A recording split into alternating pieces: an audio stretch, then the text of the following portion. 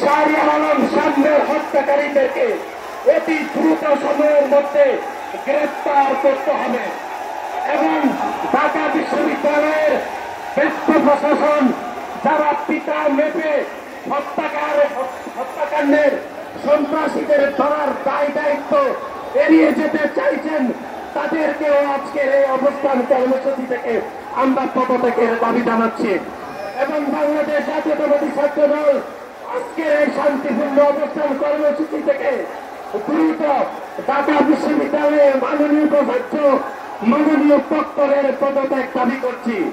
এবং একই সাথে অতি দ্রুত সময়ের মধ্যে শাহরিয়ার আলম সামনের প্রকৃত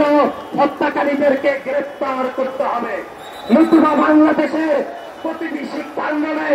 বাংলাদেশ জাতীয়তাবাদী ছাত্র দল সাধারণ শিক্ষার্থীদেরকে পাশে দিয়ে বাংলাদেশ জাতীয়তাবাদী ছাত্র দল দুর্বার আন্দোলন করে তুলবে।